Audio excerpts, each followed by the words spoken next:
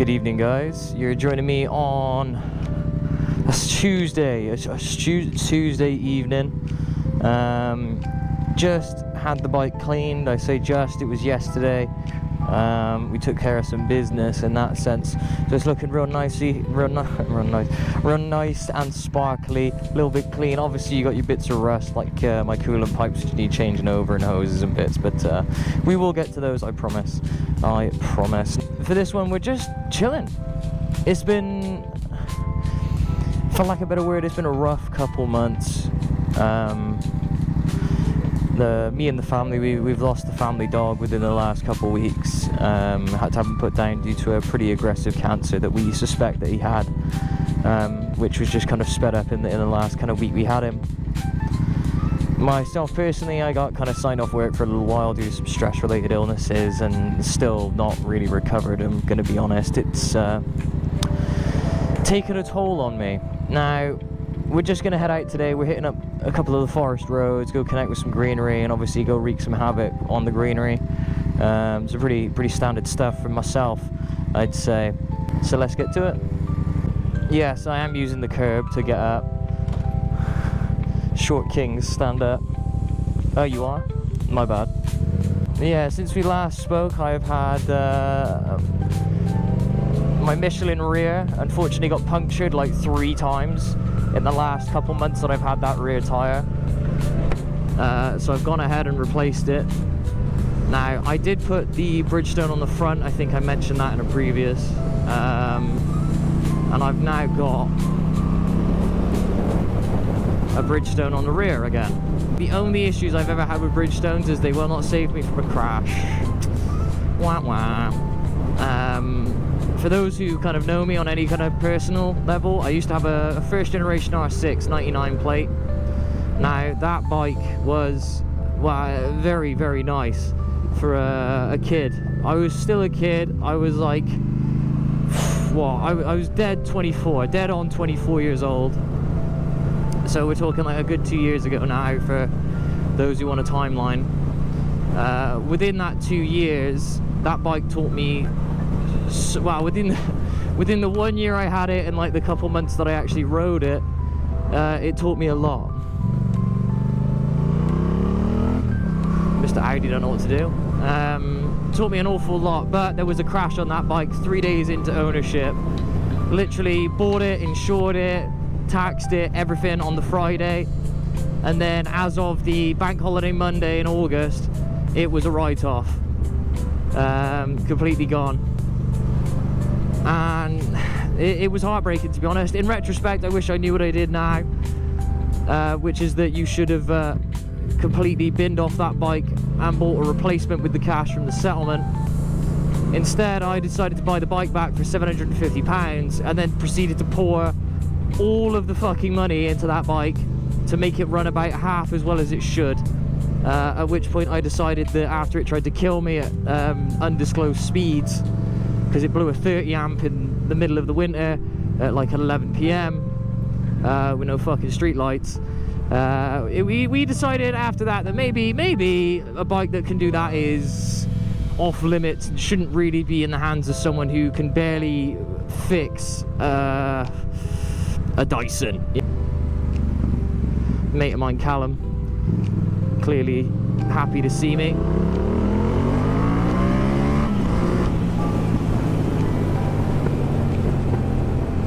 And we've still got the exhaust.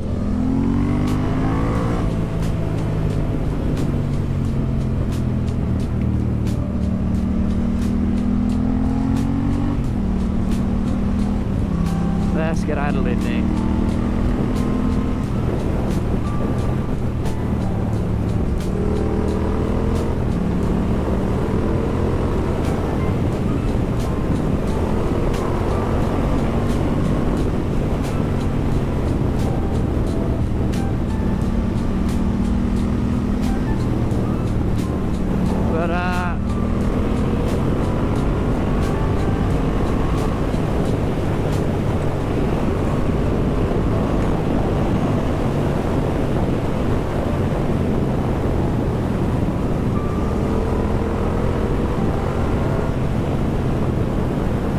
God, this noise is fun, huh?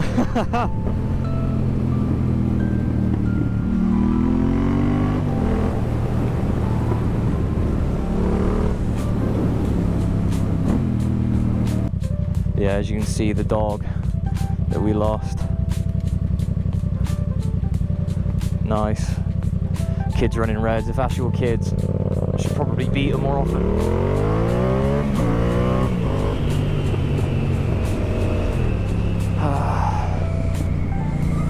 I think I'm gonna be okay. Yeah. At the moment, we're still technically breaking in this like brand new rear tire I got, as it was a fucking bargain. I'm gonna be honest, guys. A MT-07, so pretty standard, bog standard, like Bridgestone tire by all accounts. MT-07, 19 year of manufacturer, so it's 6 years old, which is kind of when tires start to fall off. But it was 70 quid. Like, that's not bad at all. 70 quid for a 6-year-old tire that's brand new. Woo! Wow, brand new as in unused. But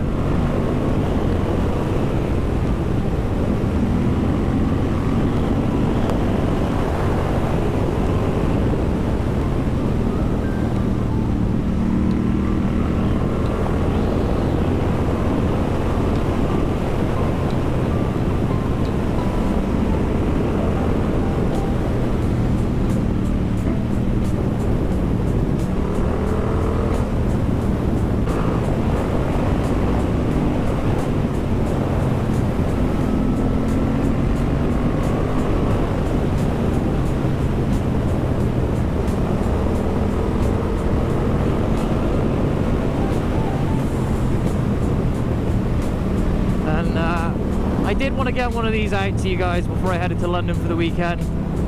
I feel like there's been a lot of updates that I can't really share with you all, so I'll share the ones I can. When you can't do nothing, just do what you can, I think is the, is that from the Boondocks? I think it's the Boondocks. But yeah. So what I can share with you is that I have been a few of these group rides most recent year, so if you do see me, say hi.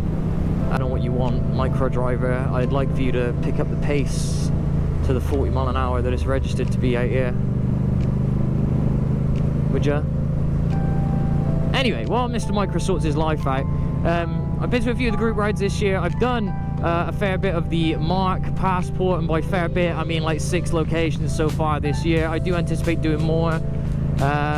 It's just a case of availability, time, and things like that, but I will be picking them up this year.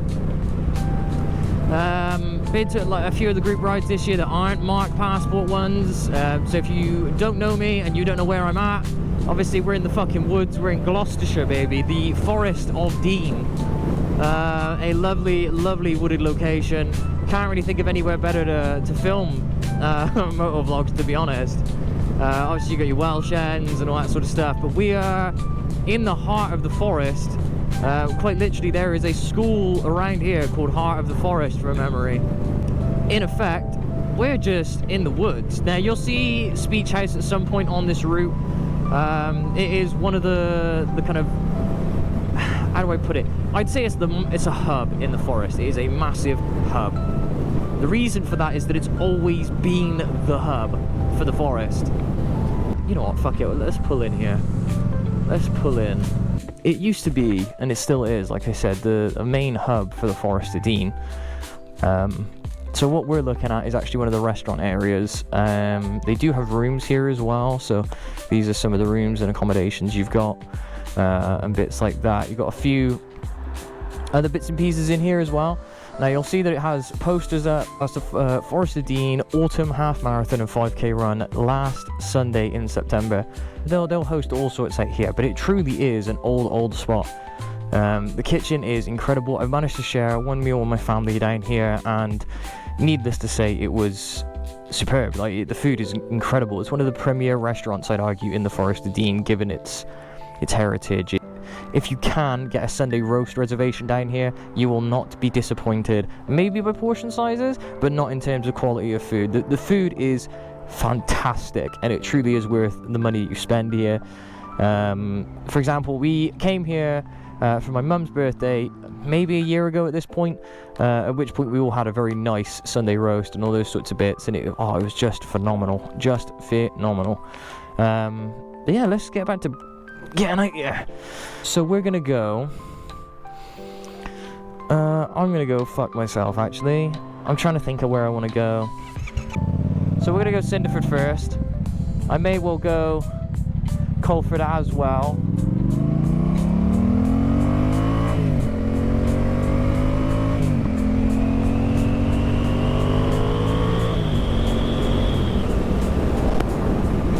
Cinderford first. I want to go get a drink.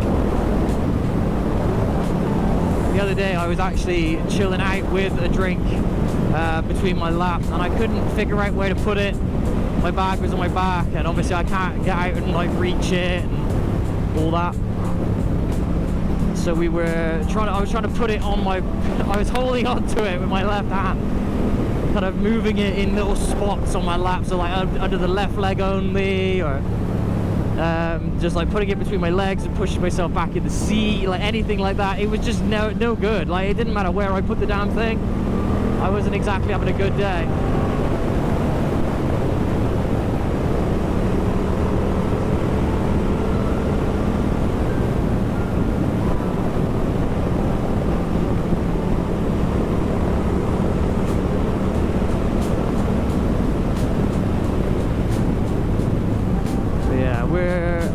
We're getting after it a little today. Well, we're not really getting after it, we're just taking it easy.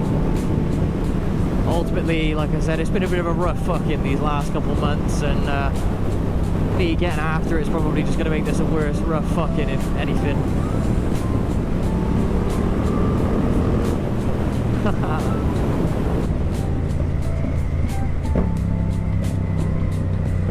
This strip is a lot of fun to have popping your fun stuff down.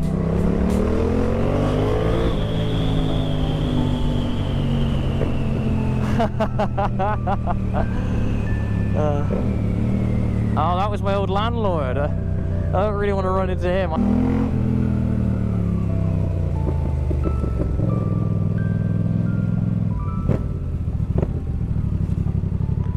Now there's sometimes, no, he's not here. Sometimes a CB300R chilling around here somewhere. I'm pretty sure he works in the Tesco. I'm gonna head into the shop and catch up with you guys in a minute. Bye.